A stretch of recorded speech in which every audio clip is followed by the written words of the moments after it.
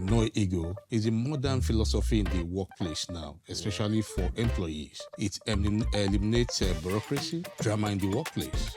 Like you mentioned, there was a very key performance optimization that was brought up by an intern, my team lead, who has years of experience. I could just see his openness to pick ideas from everyone in the team, and even as an intern, the person's voice was heard, the solution was picked up, and it was celebrated.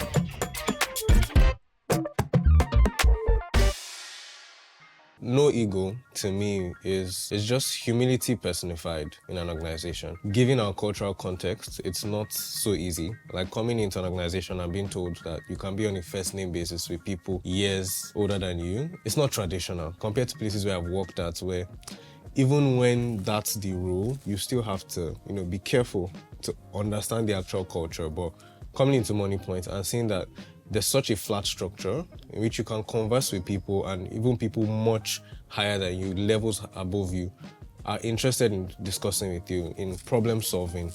And really, humility is just the word, because it's both inspiring and calming to know that you can connect with these people. So to me, that's what no ego is. It's like a lubricant that makes your work much easier. I love that. You said humility personification. Right. Yeah. I love that. For me, I would say that no ego means prioritizing teamwork above personal interests. I must say, it's a modern philosophy in the workplace now, especially for employees. It eliminates bureaucracy, drama in the workplace. Like you mentioned, we call people by first name. When it comes to traditional environment, the ego comes in. People have sense of entitlement. They want to be seen and to be known. You see them not really focusing on the organization goals, not aligning with the strategic initiative.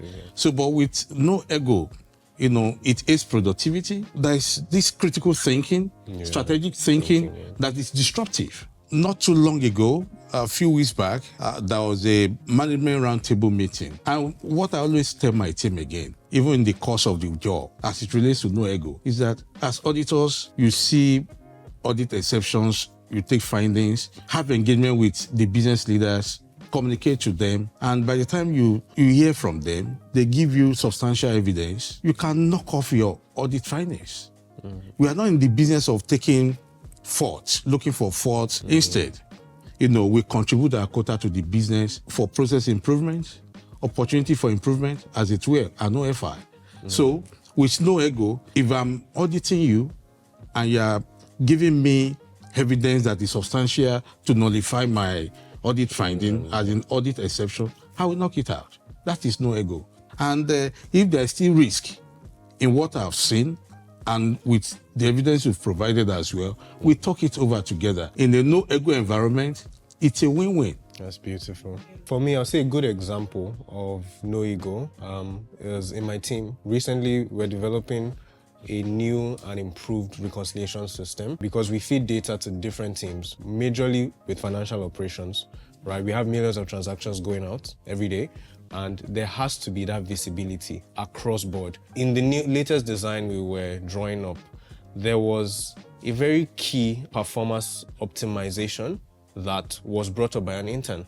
And for the entire system that was designed by my team lead, who has years of experience, I could just see his openness to pick ideas from everyone in the team. And even as an intern, the person's voice was heard, the solution was picked up, and it was celebrated. In most organizations, you might not get that. At intern level, at best, even if your suggestions are taken, you are most likely going to feel invisible. But here I see that the ranks are there, but they are not like ladders. They are like ladders rather than barriers limiting you from making progress. Rather, everyone is willing to connect. Do you feel like no ego contradicts our cultural contexts and also traditions in organizations? Yes, I suppose. And it is what it is. I will say that no ego is a modern philosophy. About workplace. But when it comes to the traditional values, especially as it relates to Nigerian environment, even in the workplace, people want to earn respect. And in the workplace in Nigerian setting, There is hierarchy. People want to emphasize on top-down, the top-down approach of leadership. So it's about self-interest. It's also about entitlement. But that is going to deflate productivity. That is not going to encourage innovation. That is going to keep the mouth of that intern of yours shut. But when it comes to no ego environment, as it's applicable in Moniepoint, is an open door policy, bringing your ideas, we idea together, we think it through, we filter through, and decisions are made. Whenever I think of no ego, I also remember a former boss of mine, Dr. Dumebi. He's someone I would say is very well grounded in my field, right? He has, I think, 2 MScs, one in artificial intelligence, one in natural language processing. He also used to lead data analytics in Barclays in the UK, and he has worked in several C-suite positions across multiple organizations, also has a PhD, and yet every time he introduces himself, he's like, "Hi, I'm Dumebi, call me Dumebi." And for me, it was just very humbling to see how free he was with everyone. He knew people by name, down to the drivers, down to the cleaners, and there was really no barrier. So I carry that along everywhere I go as well, that regardless of how high you go, if you carry yourself into the clouds and you can't connect with people, it's just sad. What would you say is the most interesting part of your job? So the most interesting part of my job is engagement with stakeholders, across the business units.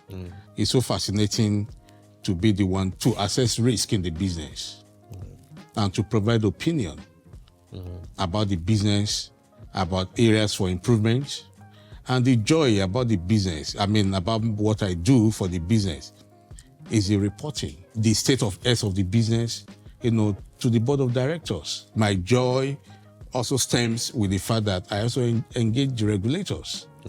When you are the representative of the business to regulators, that's a big deal. That I provide that objectivity and independence of opinion about the business. Make returns to the investors. That is what we do. So I think one thing I enjoy most about my job is the fact that data is the lifeblood of organizations. In today's world, I think it was Harvard Business Review that said a few years back that data is the new oil, right? And the beauty of it is that there's data to be drawn from everything. And being in a company like Moniepoint, where it's very, very data-driven and also data-informed, right? We have different departments that need it. So across my job, I interact with several departments, from marketing to audit to operations, finance, even corporate affairs. Like, there's so much to learn from people. That interaction really is what helps. So even besides handling databases, building entry points and workflows, I still love engaging with people to hear from their perspective, their understanding of the data, how they use it. Because at the end of the day, the value is not in the data itself, but in the insights we provide. So I feel, their perspective or perception of me would be, the guy that brings the data, right? The guy they call when the dashboard is not working or when they need a new pipeline to feed into something. And those moments even excite me because I love learning new things, and even existing pillars of the business that I might not be up to date on, right? Those engagements help a lot because then I realize how they use things. For me, I feel no ego comes in firstly understanding their pain point to the letter, and then making sure from source to destination, accuracy is preserved, because data integrity is my number one priority.